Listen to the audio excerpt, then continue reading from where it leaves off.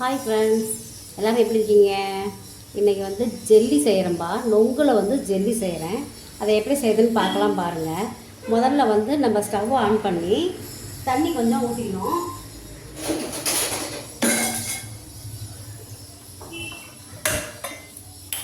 தண்ணி கொஞ்சம் ஊற்றிக்கிட்டு அதிலே வந்து நம்ம அகரகர் போட்டுடலாம். தண்ணி கொதிக்கட்டும். நல்லா கொதித்த பிறகு அகரகர் போட்டுடலாம். தண்ணி பாருங்கள், இப்போ நல்லா கொதிக்க போகுது, பபுள்ஸ் வருது.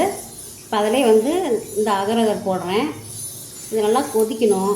ரொம்ப நேரம் லேட் ஆகும் இது வந்து நல்லா கரையிறதுக்கு. இதை போட்டு நம்ம நல்லா கரைஞ்ச பிறகு அதுக்கப்புறம் இதில் வந்து ஸ்வீட்டுக்கு வசம் சுகர் போட்டுடலாம். நல்லா இது வந்து கரையணும்.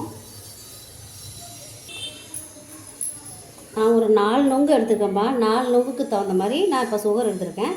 இந்த கப்பில் எடுத்திருக்கேன். இந்த பாருங்க, அதில் போட்டு கரைக்கிறேன். இது கரைஞ்ச பிறகு நம்ம இதில் நொங்கு போட்டு ஜெல்லியாக செஞ்சிடலாம். பாருங்கள், இந்த சுகரும் அந்த அகரகரும் கரைஞ்ச பிறகு வடிகட்டி இதிலே நம்ம நொங்கு கட் பண்ணி போட்டு அப்படியே தட்டில் ஊற்றினோம்னா ஜெல்லி ரெடி ஆயிரும். இதை வந்து நம்ம குழந்தைங்களுக்கு கொடுக்கலாம். பெரியவங்க சாப்பிட்றாங்க இல்லை, குழந்தைங்க சாப்பிடுவாங்க. பாருங்கள், கரைஞ்சிருச்சு, நல்லா கரைஞ்சிருச்சு பாருங்கள்.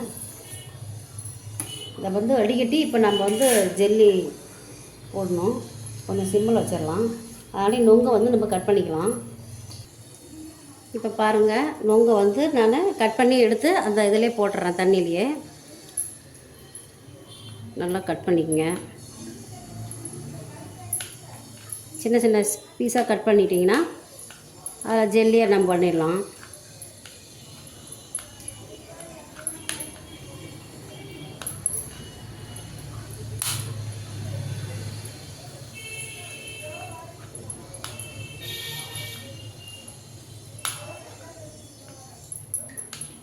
எல்லாமே இந்த மாதிரி கட் பண்ணி எடுத்து வச்சுக்கலாம்.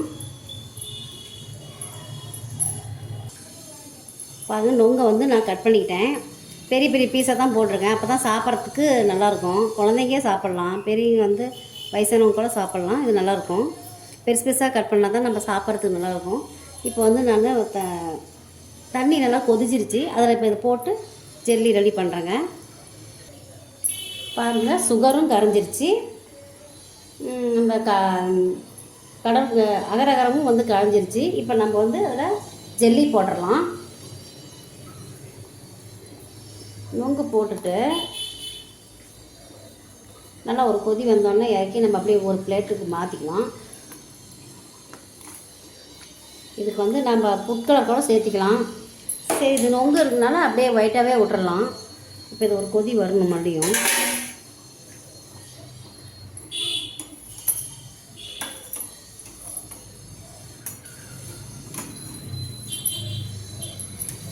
பாருங்கள், நல்லா வெந்துருச்சு. பாருங்கள், ஜெல்லி ரெடி ஆகிடுச்சு, நொங்கில் ஜெல்லி. இப்போ இதை வந்து நான் ஒரு பிளேட்டில் மாற்றி இப்போ இதை ஆறின பிறகு தான் ஜெல்லி வந்து நல்லா கெட்டியாகும். அதுக்கப்புறம் நம்ம திருப்பி போட்டுக்கலாம். பாருங்கள், நான் கலர் சேர்க்கலை, இன்னும் ஒயிட்டாக விட்டேன். இதே மாதிரி நீங்களும் செஞ்சு பாருங்கள். சாப்பிட்டு லைக் பண்ணி ஷேர் பண்ணுங்கள். பிடிச்சிருந்தால் லைக் பண்ணுங்கள். தேங்க்யூ.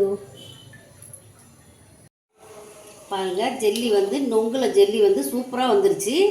இப்போ இதை வந்து நான் வந்து இன்னொரு பிளேட்டில் வந்து கமுத்தி போடுறேன். ஆஹா, சூப்பராக வந்துருச்சு. பாருங்கள், இது மாதிரி நீங்களும் செஞ்சு பார்த்துட்டு